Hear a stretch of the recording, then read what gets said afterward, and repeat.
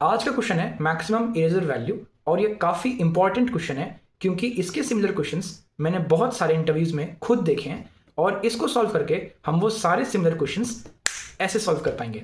Hi guys, I am the algorithm and this is day 20 of LeetCode POTD challenge.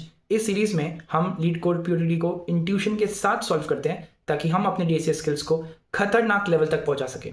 The question is, you are given an array of positive integers and want to erase a subarray containing unique elements. The score you get by erasing the subarray is equal to the sum of its elements. Return the maximum sum you can get by erasing exactly one subarray. Let's look at this first solved example. इसमें जो array given है उसमें अगर मैं सिर्फ ये subarray लूँ जिसमें element 4 है, that is also valid क्योंकि इसमें सारे elements unique है। 4 2 is also valid, 2 4 5 6 is also valid, 4 5 6 is also valid. In all these subarrays, the subarray with the maximum sum is 4 2 5 6 and its sum is 17, तो हमने return किया है 17. Now the question is, how do we solve this? सबके दिमाग में एक चीज़ तो आनी चाहिए कि we can use two for loops to find out all the subarrays. Her subarray को हम चेक कर लेंगे कि उसमें यूनिक एलिमेंट्स है नहीं।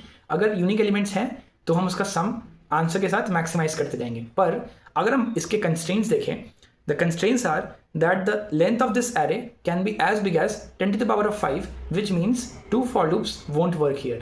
We can use sliding window or two pointers to solve this question. First of all, अगर मेरे पास एक विंडो है जो कि लेफ्ट और राइट पॉइंटर के बीच में है और मैं बोल रहा हूँ कि मान लेते हैं वो वैलिड है। वैलिड का मतलब हुआ कि सारे एलिमेंट्स जो लेफ्ट और राइट के बीच में है they are unique and they are no repetitions of elements. इनका सम मुझे एक एलिमेंट में एक इंटीजर में स्टोर करना पड़ेगा ताकि मैं अपने आंसर के साथ हमेशा से मैक्सिमाइज कर सकूँ।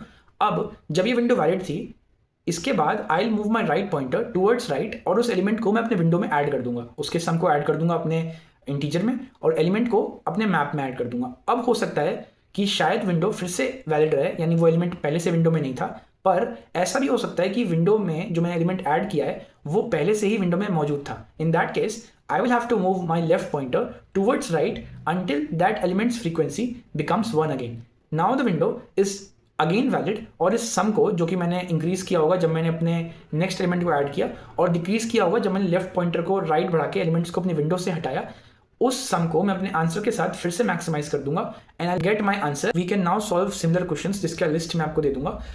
वो सारे क्वेश्चंस एग्जैक्टली सेम ही फंडे पे बेस्ड हैं कि we use a map to check the frequency of elements, we use a sliding window to maintain a valid window at all times. हम उसे एक्सपैंड करते हैं राइट वाले पॉइंटर को राइट बढ़ा के, और जैसे ही विंडो इनवैलिड होती है हम लेफ्ट पॉइंटर को तब तक बढ़ाते हैं राइट में जब तक विंडो वापस से वैलिड ना हो जाए।